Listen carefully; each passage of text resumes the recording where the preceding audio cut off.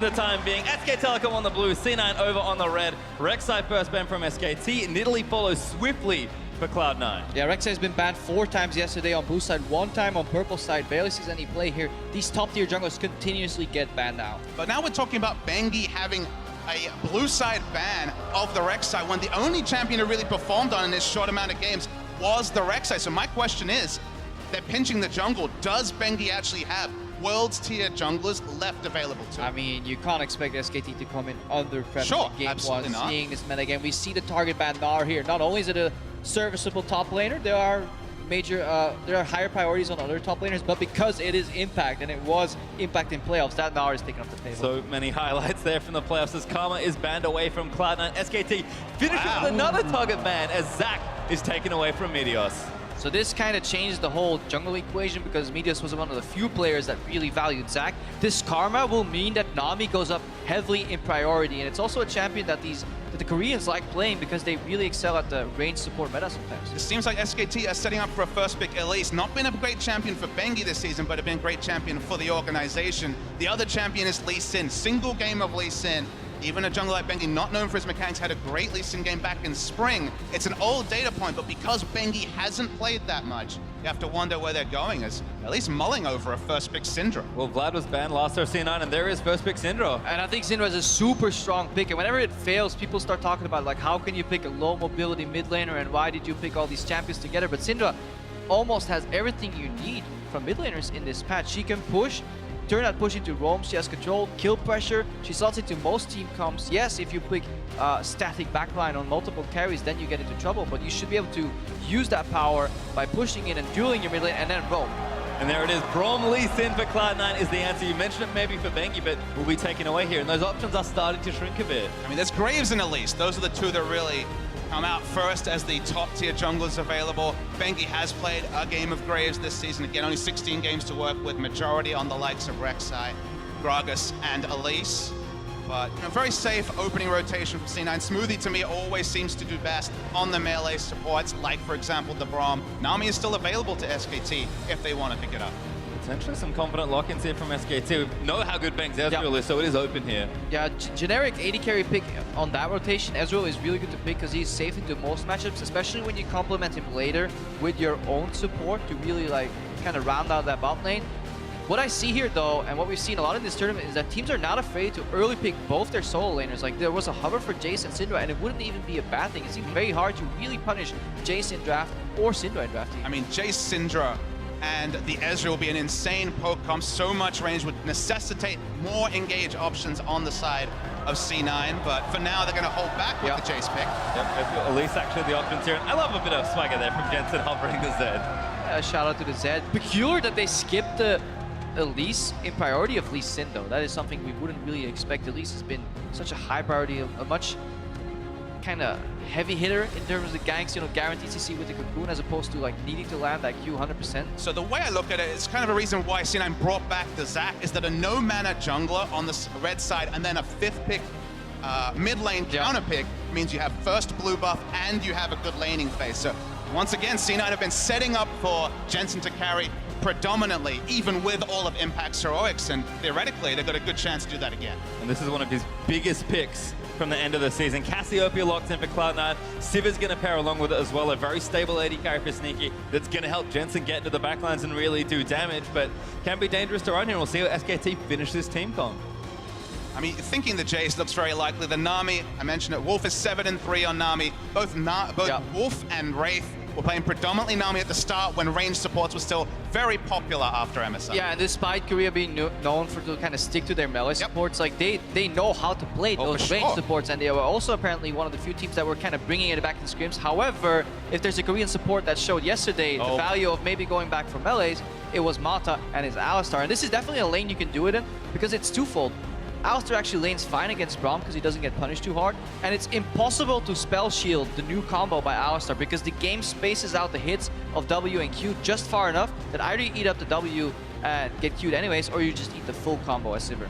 Not clear if it's going to be the Thunder counter, at least for now hasn't got the Ignite as the summoner spell, but I know obviously on the analyst as we're talking about, terrible laning matchup 2v2 for Mata. This time a more comfortable one. Oh yes, this is an even far matchup where C9 get the push pressure if they so choose to take it. They expose themselves to ganks, and obviously, Thunder Cow could come out because I think it's the best summoner, but Exhaust is just so useful against the Cassiopeia. Now we're waiting for that last pick. We're waiting to see if they can get another pressure point because they have the Cassiopeia mid, gonna have blue buff, gonna have advantages, probably gonna get attention from Meteos, who shifted his preference and his priorities towards ganking mid, at least in the regionals.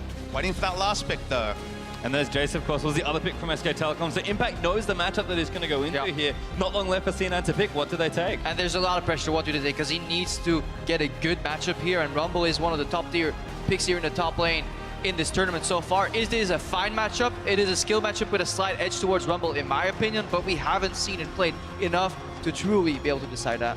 And we haven't seen a lot of Meteos on Lee Sin in recent history. Always been a champion that he's had in his pool, but we saw some playmaking for RNG, sorry, against RNG by TSM, specifically by Svenskeren. Not really translate to late game, so there are definitely good late game options here for Cloud9. And we can already get excited about the mid game here. Look at what C9 can do. We said they start slow, but if they ramp it up in the mid game, really beautiful teamfight composition. Lay out the red carpet, follow up with single target DPS from the Cassiopeia, and then have the Sivir to finish it all off. They have a super strong team fight. So for SKT, they need to whittle them down before or keep them split. And it does feel like SKT, very stable, very solid lanes that they can play with here. They're a team that can kind of do it all. They've got two strong solo laners in the top and mid and a super consistent bottom lane. Bengi's the piece that maybe it's the question mark because he is the jungler coming in that hasn't seen nearly as much play. Coaches, though, are going to shake hands, and I cannot wait for these two teams to do battle. The hype on so many levels is massive for this game. Two carry laners in both mid and top, dependable AD carry and support. This is hype.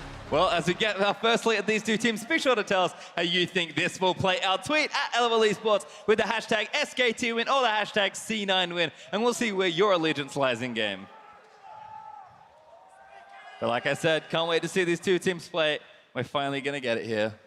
That's what the crowd is hyped up for. Hometown American Pie. They want to see a big win for C9. They match up well, but it's the defending world champions. This SK Telecom team has almost monopolized competitive League of Legends since they debuted. And I want to see some action level 1 here, because so often these teams have been fanning out, and it actually looks like we're getting it. C9 condensed in the top lane. Remember, Cassiopeia and Braum are exquisite level 1 champions. With the combined DPS from Cassio and the fact that you can proc Braum passive, people that are getting a little bit too comfortable scouting out, saving their wards may get punished.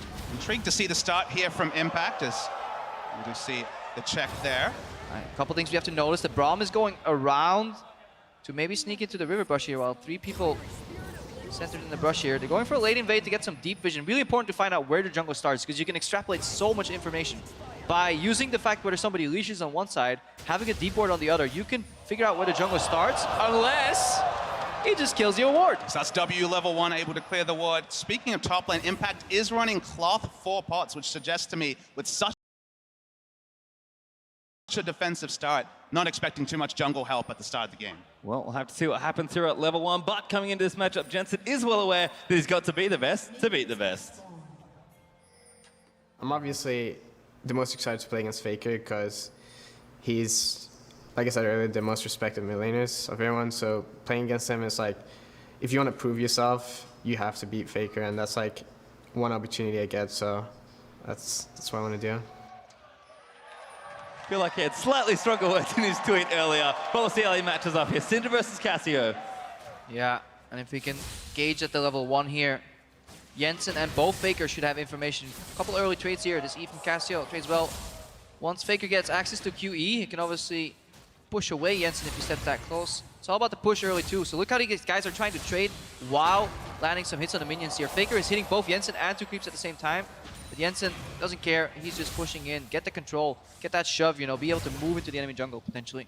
And Faker's laning stats have been outstanding, as expected, even with his team flagging. Duke's actually even more impressive in the top lane when it comes to CSD at 10 and 20 minutes. Solo laners, despite not getting a lot of help from the jungler, predominantly Blank, have been impressive for SKT. Yeah, and Impact is pushing right now. He can keep pushing because he saw Bengi start on the left side Gromp, so he knows unless he goes for a 3-camp topside gank, which junglers really never do anymore because it leaves their other side of the map so exposed. If Elise goes top early, well, then she will lose the entire bot side jungle. So Ooh, back in here for Wolf, though, under Sneaky and Smoothie with the pulverized Smoothie. Gonna put up the shield and go back in onto Wolf, but Wolf Pretty tanky there. Bang gonna get 1 Q eaten by a creep, but everything's okay. A sneaky trades back and Smoothie wants in. Yeah, mistake from Bang though. Walking up at the end there, it's like I'm gonna hit one more auto. Oh boy, there's 6 creeps in front of me. Run, run, run. A little bit of a mistake, but good combo there from Wolf. Bengi naturally pathing towards the bot side. So far not spotted, but just leaving his options open. Both junglers pathing towards bot. Another couple of trades by Wolf. Checking again, but he's actually gonna get stunned here. Damage is there, sneaky. Just got a lot of DPS. Look at that cannon creep that's continuously hitting them. Like, the combo was fine, but this time Smoothie was ready with a timely shield, and there was minion aid there, so that makes them lose a trade. Luckily for them, Sneaky's low on mana, so if he doesn't get any donated spell shield procs, he's gonna have issues controlling the wave, because there's a very stacked wave here still, and it's still very hard for Meteos to influence this lane, because there is no hard CC. There's only exhaust and Braum passive. Krepo's in his elements. The bot lane stream for now, as we just have the mid lane recalling for a second. Doran's not enough gold for Jensen to pick up his tier, so that time is going to be a bit delayed. We still haven't seen the junglers make a big impact. To me, top lane is going to be the... Yes, I know, I said impact. Had it on Well, the hopefully mind. Meteos is going to make impact big. That's the as question. well. He didn't have to do that. That's kind of the interesting thing, is you think back to all the top die, I'm die moments in the regionals. It was about impact making the solo plays and freeing up Meteos to take out other parts of the jungle or the other parts of the map or the jungle. And for now, it's the counter jungling that he's relying on. Definitely, very symbiotic relationship here, though. You don't have to be close to each other to help each other. Meteos right now has secured the Scuttle Crab and is aggressively contesting Bengi, locking him up in the cage. That means that the Rumble can just keep pushing, you know, use that augmented Flame Spitter that got changed a couple of patches ago to really get that push. But right now, Meteos swinging to the mid lane. He's actually dipping here, trying to get something onto Faker. Q gonna miss. Faker just steps straight out of the way. Meteos gonna safeguard onto Jensen. But that was very easy for Faker to get out of. Casuals you like with those side steps in lane. You're always known for that. Trades going well for Faker so far. That's a quadruple mind game, though, here. Ooh, Sneaky actually again. Spell shielding the next part of the pulverize, I believe, as Wolf still stunned up here. Potentially by the Braum passive. Now going to turn it onto Bang. Cloud9 going to try and make something happen. Good little trade back, but Impact and Duke are on it. Duke doing big damage. Impact losing the back end of that trade. Impact has the potion lead, even though Jayce hasn't used his potion yet, so still able to chug, still doing just fine. He's going to be happy, given that he has the Battle Ward-esque presence of Meteos being in the face of Bengi. He can afford to overextend in the early levels before EQ clears out a minion wave. He's able to push up and just make Duke predictable on one of the strongest laning champions in the game on Jayce. But if you're trading with Jayce, you have to be careful for that triple shot that comes out at 100% attack speed here. That W from Jayce, you eat all that damage and then a Q. That is a short trade window where Jayce wants to excel. Laners seem to be able to go even though, unless Bengi can find an opening here. Yeah, Jensen kind of got poked down. He does have some, so Bengi's going to get the stun. Lands it, Bengi flashes forward, and first blood goes to Elise. The disrespect from Jensen. He saw the QE come out. He saw Elise on his screen, and at that point you need to know, this is chain CC with flash available. You have to just respect the fact that you got outlaned and you got a flash.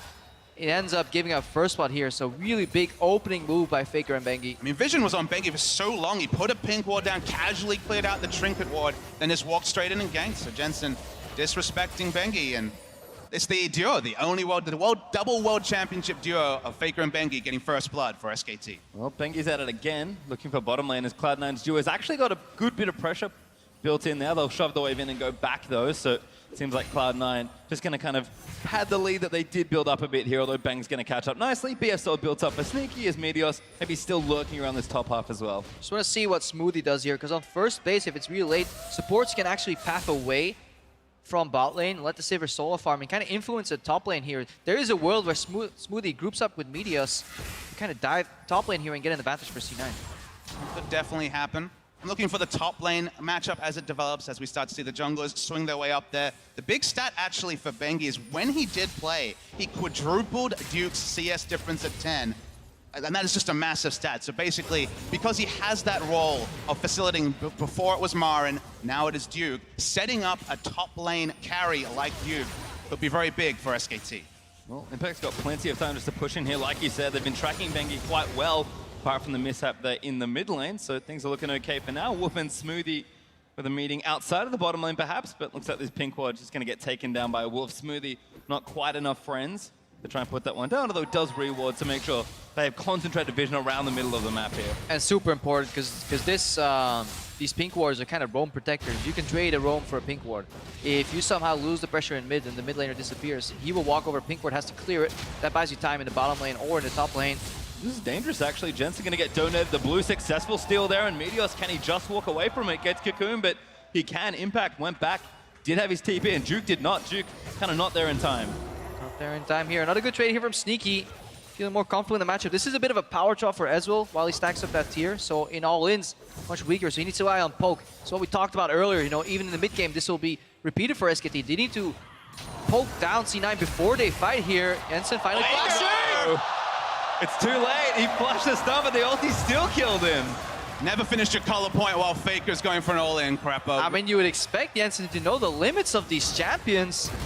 A little awkward there. Wolf again with a double pulverize. Gonna knock one back in, but doesn't quite get Smoothie. Wolf taking damage. No ulti as Sneaky pops his to get them out of the way. Bang.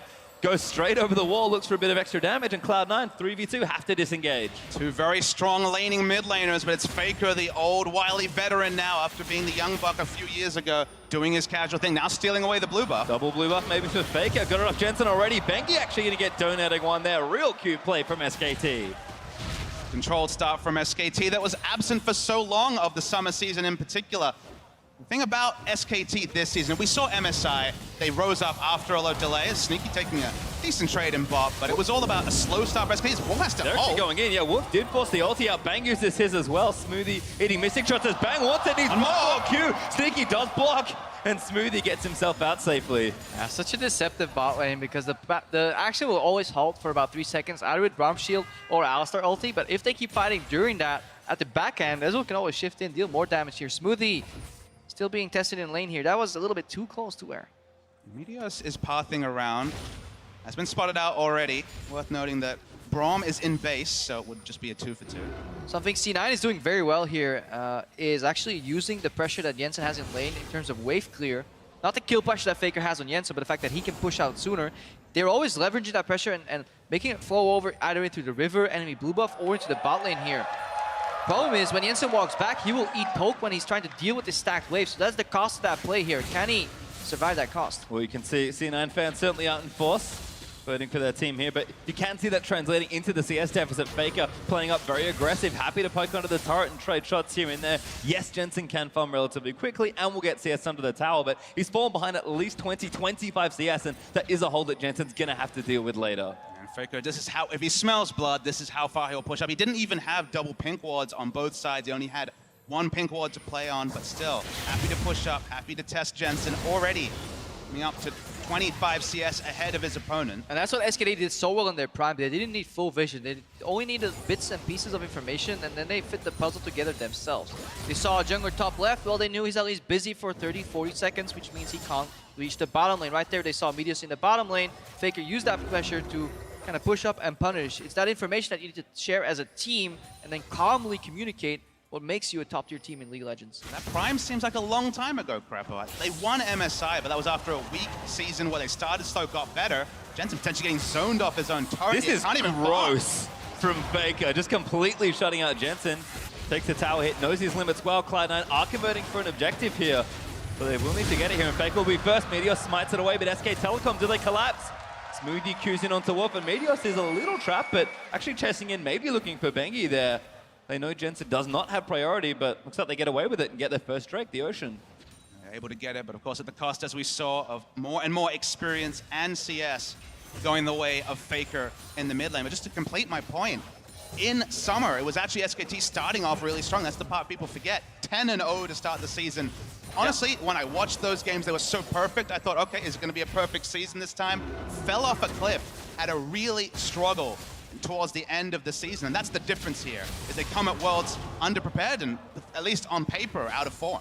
Yeah, definitely out of form, challenged by some other teams who had growth. Like the Rocks Tigers, sadly, they didn't face off in the finals. Jensen right now still being pressured here. Also in the top lane, it's getting much more comfortable for Duke here. Finished the Hex Drinker. Has a protection against all that burst from Impact here. Impact is playing with pressure though, but can't really dive just yet. Well, if he connects a few more harpoons, Duke will have to flash out of the Equalizer. I mean, this matchup's evolved so much after a couple of patches. First, Rumble got the ability to push on his Q as junglers meet on C9 side of the jungle. But the other big change was that you never have to buy a tier now as Jayce. It's an option, but it's not a frequent option. And the fact that you don't need that tier means you can stack that AD and the trades get better and better. Oh, we're back in bottom lane again. Wolf forced to burn the ultimate as Braum passive gonna stun him. Bang. Low once more, trying to get his way back in, but Cloud9's duo consistently doing well in this lane. Yeah, that was another combo initiated by Wolf that we didn't see on the screen that then got responded by Smoothie. So if you survive the combo and you can punish Alistar on the way out, that's usually how you want to play here. So it's very imperative that Smoothie has good shields here, protecting the follow-up from Bang. Sneaky had the lane push, gets a spell sheet out, so they have the control right now. Want to poke Bang down. He is stacking that Muramana though, so he's comfortable just farming even CS here and scaling 1 or 2 items. And to me, actually, the trades between Ezreal and Sivir just to dissuade Sivir from getting auto attacks onto the turret, because obviously a big wave clear advantage for the Sivir over the Ezreal. Only has AoE wave clear on his ultimate. So the fact that SKT's bot lane turret's only taken a couple of specks of damage bodes pretty well for Ezreal, extending the laning phase, getting more and more charges on that Muramana, and hitting the 2-item power spike before team fights start. Yeah, SKT want to group up later. They don't care about their individual lanes. They want to siege these turrets. They don't want to go for the full-out team fight. We have to give that as a caveat because that's where C9 shine. But if they can kind of unlock this Alistar for a couple of roams, get vision out, or maybe get a rotation eventually, you know, group the Syndra and the Ezreal in mid lane, poke C9 low enough that they can't answer the siege. That's kind of their game plan right now. Sneaky. Bold though to go that far with your support and river. If that was Mala, Sneaky would have gotten comboed. Well, looks like it's just safe for now here. And, you know, despite all the success Faker's having in that mid lane 1-0-1 right now on the Syndra with a completed Morella Nomicon already, plus some Sork shoes. This game is actually quite close, about 1,500 gold ahead for SK Telecom, but towers are all still up. Top lane's been dead even there as both Duke and Impact have been left alone just to kind of farm it out and duel. And sure, Duke's been pushing in a bit, but he's still CSing just fine. And this is sort of what we expected for the first 14.5 minutes. And as Krepo talked about, it's just about getting to that point where they're ready to siege. We know exactly how Jayce, Syndra, and Ezreal set up out of a turret, but SKT actually got into an awkward spot where they had to pick Alistar, otherwise they would have no one to be able to face check and put down wards. Sure, Elise can do that to some degree, but you really want a strong frontliner to be able to ward. If you had Nami here, you could set up and have strong disengage, but their only real disengage option is a single target headbutt from Alistar that will most likely lead to his death, or if Faker pokes with his QE, then they don't have really nothing else. Yeah, in addition to that, whenever C9 want to kind of hard engage, Alistar can kind of sweep the sides of the fight and kind of knock out Meteos if he comes in. Worst case, Alistar can just sacrifice himself by going to the backline for a 2-line combo and buying time. Sure. Nami ulti just buys too little time. She's too frail, gets one-shot by a lot of these, you know, additional damage that gets thrown around. Ooh, actually, Faker jukes it. In back on. Meteos is here, but so is Bengi. Meteos covering, eats the cocoon. Gonna catch it on the way through. SKT, no commit here for the kill. Has to be so frustrating for Jensen here, because that was a nice opening. He went for the R flash, where you cast ulti first, flash forward to really give a point-blank stun of the Faker, who was just hitting towers, but he interrupted his cadence. He kind of smelled the play, turned around, showed Jensen his booty, and obviously didn't get stunned. Meteos again. Oh, misses the Q. Dance moves from Faker, twice from Meteos now, and now from the flash ult. So much invested by Jensen. Expect Bengi to go there as Impact. Oh, Duke's actually winning this by himself, but Bengi flashes it again. Yet another kill for the world champion. That's that new Jayce right there. It's a close duel, all in build, not mana dependent anymore. No tier in the early game, just raw damage. If you get close enough to him, you will drop low. Yeah, there was a 0.480 rich. There's a bit of damage added on, but it's really about the fact that you don't spend 700 of your early gold on stats that don't do damage. You get to build those long swords. 4 long swords on first back is a realistic buy for a Jayce, and just calculating that damage if you haven't played a lot of the matchup, or if just you're going for a trade on the world stage. Impact blown away, and SKT in full control in the early game. And first tower did go over to Duke as well. Faker's also done a ton of work with a bit of help from Bengi there. So it seems like the strong solo laners of SKT are winning here in C9. They're winning bot. They're trying to group together and get to that mid-game point where they can team fight. But one Ocean Drake's not enough to sort of fight the disadvantage they're now playing with. Yeah, C9, they're playing a similar style as they did in playoffs, where they leave Impact on an island. Oh, good Faker. stun again. Faker looking for the all-in. Jensen does get the stun. But Wolf is here to complete it. Ah, the change is here. The new Syndra, he just opens up with the ultimate to get just tons of those spheres on the floor, which means whenever he pushes them forward, he will hit Jensen. Now Meteos is in trouble. C9 getting challenged. And it's just a little too much right now. Bengi's starting to play up and aggressive into C9's jungle. Meteos had great presence early on, and this bottom lane's now going to get visitors. Wolf actually going in, but Sneaky's low. Teleport's coming in for SKT, and Sneaky's already been exhausted. Wolf cutting it out of Smoothie, trying to zone, but here comes Duke. But Impact, can he save his teammates? Good flash from Sneaky, gets his way out from under it. Bang though, looking to follow through, and Impact just can't do enough. Overheated and silenced. Bang with a double from the Ezreal. This is what's happening. SKT have just been strangling C9 out of the game. Get that top turret, push Rumble in, force him to teleport even when the minion wave's in the right spot. And when a Youmuu's Ghostblade Hex Drinker Jayce teleports to bot at 17 minutes, he ignored the first target because he was smelling blood. Multiple kills were guaranteed for SKT, and now it's going to be a Drake. Yeah, C9 mimicking that style from playoffs. Another another stun combo from Wolf. Yeah, Wolf goes in. Now's the combo through, and the ulti's easy. Wolf, hey, gets another one. Land the combo, earn the kill. I mean, that makes sense for Alistar and Syndra. This tower's going to go down as well. And I did mention they weren't too far behind. Only moments ago, all of a sudden, this gold lead is ridiculous. 6,000 gold up at 18 minutes for SK Telecom. And this begs the question here as we see this trade against Sneaky. Early spells to boost, probably on the W because he got hit quite hard, so he must have needed a Q there. He's trying to kite out, but the TP from Duke is just much earlier. Also notice how Duke preps the kill on Braum and then switches to Sneaky, so they're really aware of their damage. At the end, Impact drops here. Another nice little snipe here from Bang. I know, Papa, you're excited from Ezreal returning to the world stage as a top-tier AD carry.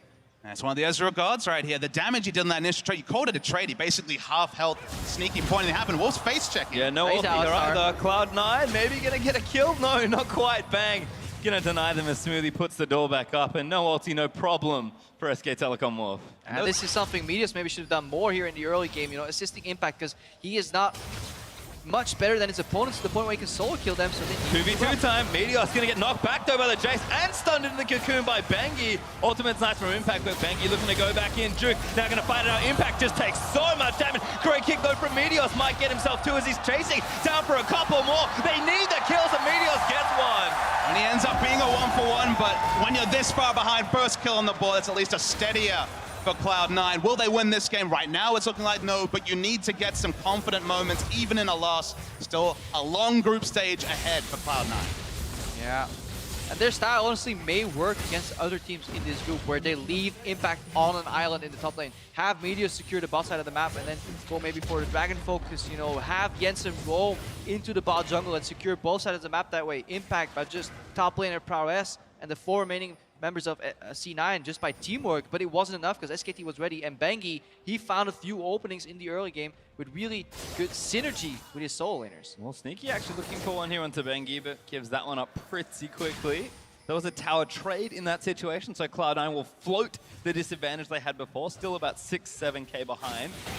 Notably, Jensen has been very far behind from the pressure from Bengi, 60 CS down and counting.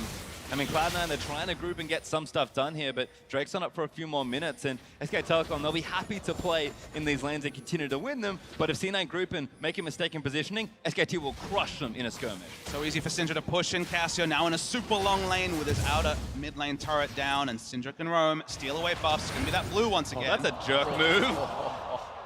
Damage on the Impact's not too bad. Faker will not commit the ultimate, but just kind of showing off how much damage he's doing already with 2 items. 57 CS above his opponent, and also the kills and assists in his inventory. Just looking for something. Ooh, good little juke out of the way. Maybe kick someone. Wolf it is. Looks for Faker, doesn't find him, but does at least disengage the situation. When you're Cloud9 at this point, all you can really do is drop back and reassess, but then you're ceding map control over to SKT. When they're ahead, they always look good, and another fight. Keeps getting worse. Sneaky caught. Cocoon just clips him as Smoothie flash ulti's out. He'll save his own life maybe, but Sneaky not so lucky. And you can definitely tell that Alistar faded out of the scrim meta game here because Sneaky is repetitively trying to spell shield these combos and getting hit every time. At this point, Wolf has maybe, what, 3 points into his W right now. That's not worth spell shielding. Save it for the follow-up Q that comes from the Ezreal. It's these little things that show that C9 are just not quite in their element yet, but it's only the first game of the tournament for them. They have much room for progression, and they are playing against the strongest team in their group. Well, Jensen again gonna get all in by Faker. That ultimate's easy clean up. Faker another kill now. Funnily enough, his jungler and support have taken most in this game, but still an impressive scoreline, and the pressure he's exerted on this lane is absurd. I noticed no one had the confidence to ask Faker how he felt about being second in the power rankings of player at this tournament, and after this start, I mean, he's starting to give an answer on the Rift, which is probably the best place to do so. Definitely a good place. Once he starts solo killing Smep though, that's when we'll start changing the rankings. Sometime later in the tournament. Well, there's the tier 2 mid lane turret gonna go down. Mid laner just fell earlier. Jensen still respawning. I think there's a distinct lack of, what is it, Control 6 here, the icons from SKT. I agree, actually. That's the last thing we need to judge. Good laning, good macro here. Duke maybe can make good micro to get out of this situation. Nope, connect. Not enough. Meteos goes back in. Hit out though by Thundering Blow. Turret's going down in the meantime, but Impact's still going to chase down for another. Kicked into the wall. Q misses. Meteos! That's not what you want at all, but Impact does get the kill. It's very much a meanwhile at moment. PastryTime. It's going to be an inhibitor turret going down. Faker's looking for some cleanup too. 1v2. Meteos goes back in, but the ultimate's not enough to kill Impact. Meteos stacks it back in, but Faker lunges forward for the kill. W's going to be thrown down. Oh! They do kill him! Mid-dive by Impact. Revenge at least, despite being down over almost 10,000 gold. Impact says, hello, my friend. I can still play League of Legends. And because Faker didn't rotate, SKT don't have enough numbers to actually pick up the inhibitor. Sure, an inhibitor turret at 23 minutes is a massive win, but could have made the percentage point, and they went for. This was Faker having fun. Exactly. He knew As close as it gets. he knew his team was in the bottom lane. He could have easily pushed up mid, rotated, you know, joined that fight, or he could have canceled 2 bases. The fact that he flashed in aggressively for a kill, we'll see it later. But there was definitely a couple opt-out points for Faker, but he really wanted that kill on Impact. This is definitely the replay for the one-eyed C9 fans. Maybe ignore the Meteos missed Q, but this is finally C9 winning out on a skirmish. Faker, he felt confident. He has so many items at this point that if he hits just a couple of abilities onto Impact, but he misses everything, ults anyway, because he has spears on the Rift, but not enough to take him down. Nice kills, but perhaps it only delays the inevitable. He dodged 3 Qs there, Impact, and 2 pushes there from the Syndra. Ironically, it was the missed Q from Meteos that put Impact low enough to bait Faker in, so it was all a master plan for C9. Just like this game being lost is all part of the plan here for C9 to end up #1 in their group. Well, the damage has sort of stopped for now as Bang's busy soloing Cloud Drake. Red buff did go over to Sneaky, so it's the start of something for Cloud9. SK Telecom, though, still insanely far ahead in this game. So they're going to have to dig real deep to stay in it, let alone potentially win it. SK Telecom, complete control with Faker 3 items already. Duke's a monster on this Jayce as well with, what, 2-3 items effectively done, and C9 just have to try here and there to get picks, because that's all they really get. I mean, the item choice from Bang's interesting. He's the first Trinity Force Ezreal we've seen of this tournament. And a bit more into priority with the changes to Ezreal's passive on a poke comp between the Jayce EQ and just the Trinity Force Q Mystic shots from the Ezreal. Going to be very hard hitting poke, but they haven't really had to set up a siege yet. SKT. No, Triforce snowballs ahead further. Iceborne is kind of the safe choice in most situations, but if you already ahead, you can go for a Triforce. A whole helping of damage here. SKT, we need to see how clean they want to close it out here. They should, or are likely going to target that tier 2 tower in the top lane and the deep vision in the jungle here. Because so many teams, when they do their Baron setups, they forgo the deep vision. They just do the river here. Let's see what a crash course in Macro 101. Well, Meteos actually wanted to pressure Duke, but plenty of wall coverage there means that isn't going to work, and C9 are already taking damage from the rest of SK Telecom, pressuring down this mid lane. They've got almost flawless vision around the Baron area as well. C9 have snuck some wards in there, but it's pretty unlikely they'll get them as Faker steals away another blue. Yeah, but they can test the bus, force C9 to walk all the way into their base router, and then they can rotate out into the jungle, get some deep vision, whatever they want. They're also a poke comp, so they don't really want to do the Baron. At this point, the world is their oyster. SKT can do whatever they want, siege any objective here, because they're so far ahead. I used the strangulation metaphor before, and you just look at the minimap, where is C9 going to find farm, barring minions hitting on to their 2 remaining inhibitor turrets. They're completely at the whim of SKT. The only real playmaking initiation they have is Meteos, who has flash up. It's going to have to be on one of these 2 carries, though, and it's going to have to be soon. Junglers are about to meet by the looks of things, but looks like the rest of SK Telecom will get there first. Meteos getting a little cheeky with his flanks, but Wolf moving in towards him. Bengi going to rappel down. Cocoon not there. Venomous Toxin instead, as Meteos going to continue taking out those Krogs, but Duke is busy in the bottom lane pressuring, and C9 might try and cut him off here. Yeah, SKT just have to keep their distance, mind the gap. Is it closing Krepo? Maybe we'll never know. Bengi and Meteos again doing battle over some jungle monsters. In the meantime, SK Telecom have something else to do. It's take down the mid lane inhibitor turret. Meteos and Bengi still fighting, but Bengi looking for a 1v1 in the jungle. Looks like this inhibitor's going to go down, though, and SK Telecom just too far ahead at this point. Meteos, oh, it's a disaster, flashes out! And C9 might try and get something else, but inhibs down, sneaky spell shield, but think a Cocoon, And Wolf's going to get chased down, but I think they'll get away. And C9 just can't commit to these chases. Yeah, they're getting squeezed. The power of their team comp lies in grouping up and going for that team fight. Obviously, not when they're 10,000 gold behind. Sure. Usually, this is what SKT wants to do. Either poke them from far enough away that they can't engage, or split them up, poke them on individual lanes here. Cheeky little move by Bengi as well, getting a Spider Link to tank the tower so he can chase Meteos. That forces a flash. Right now, Wolf can play Gatekeeper here, and Faker. Uh-oh, Meteos, I'm not sure he's going to make his way far in. The Q's run out, and there's the smite away. Easy take there as Wolf might be caught out, but he has his ulti flash and exhaust, so he's just fine as he'll hit the recall button there. Shame we didn't wait a little longer. That recall animation is spectacular for those that haven't seen it, but nice to see Wolf rocking his own world champion skin. Honestly, SKT has silenced a lot of the crowd and C9 as well. Specifically, Faker is the one who honestly made Jensen an afterthought here, as Cassiopeia has no presence on the map, doesn't have the items to do true damage. Yeah, and in such an incredibly swingy matchup as well, you know, the Cassio versus Syndra. And it all came down to that first gank, the disrespect from Jensen or the stage jitters. Maybe he just wasn't ready, tried to flash a little bit too late, and forgot that he would get chain CC there, because it was a QE combo from Faker into the flash from Bengi, and that was enough to kill whatever HP was left on Jensen. And at that point, playing that far down, it's going to be hard for Cassiopeia.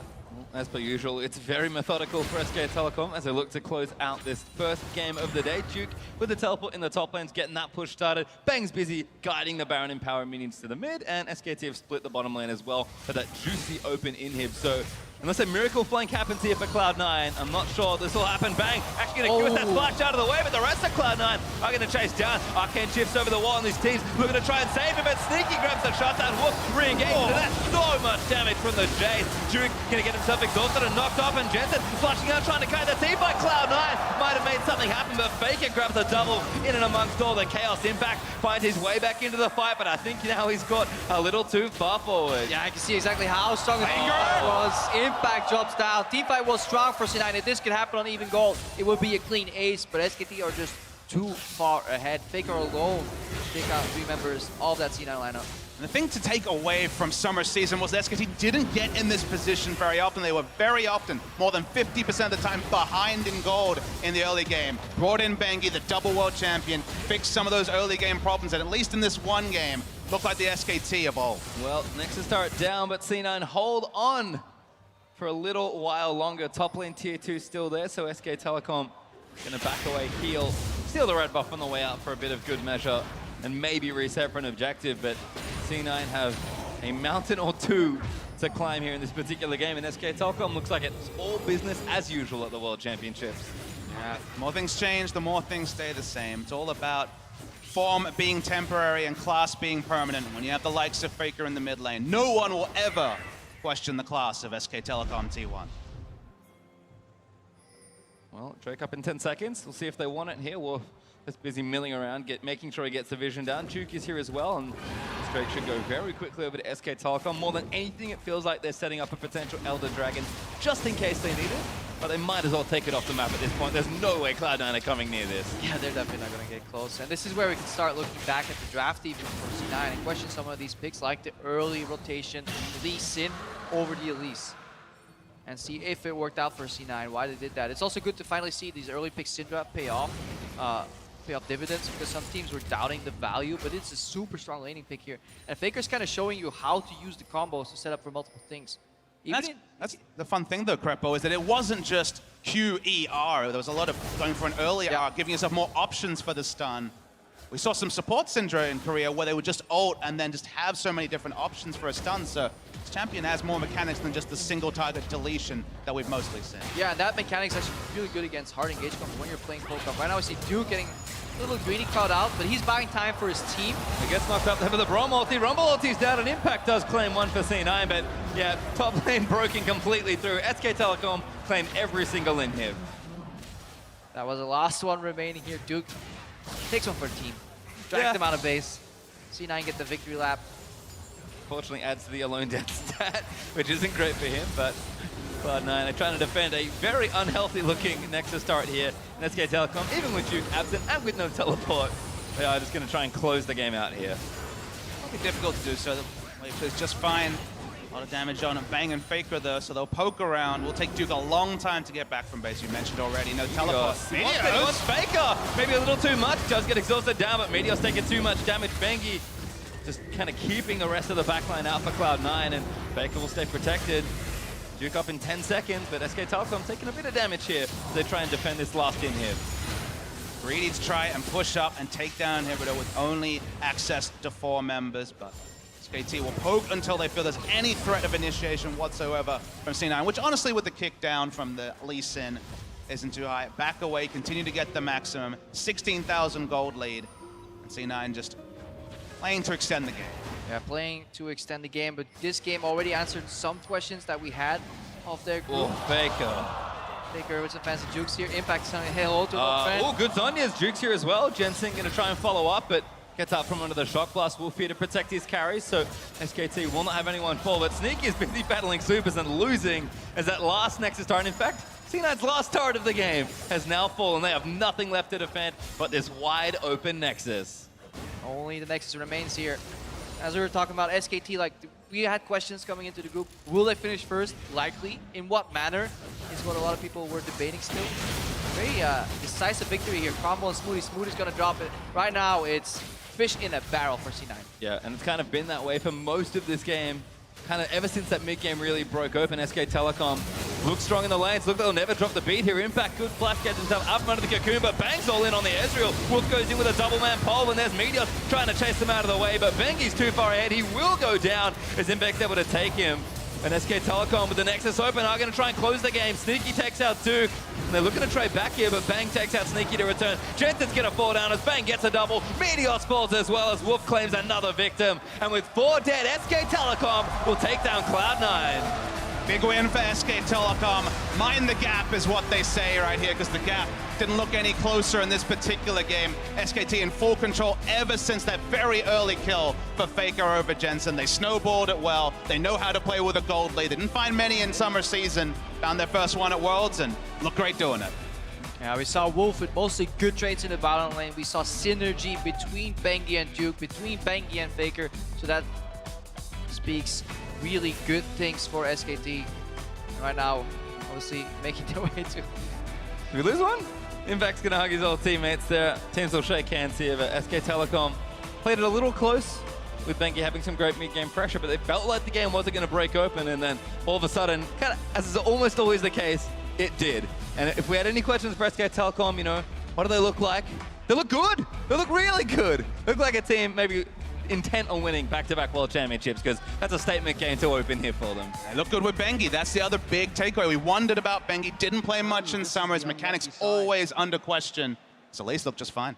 Yeah, Elise just looked just fine as well. And then if you look further in the tournament, if SKT can keep this up in the group and they finish first place, means that if they go quarterfinals, they'll start meeting these C2 teams in the different groups. That could at least mean a run to the semis, and that's when SKT usually starts ramping up, when these weeks per week research kind of and preparation starts paying off dividends, really. That's what they want, because usually SKT in these latest tournaments have struggled a little bit in adapting to the new meta game, you know, what are the pick priorities, but they already came out swinging in game 1, so this is a great start for them. I think you said ramp up. That was a pretty damn good start. Probably the cleanest performance so far by any team at the tournament, next to INTZ, you'd have to say. So Yeah.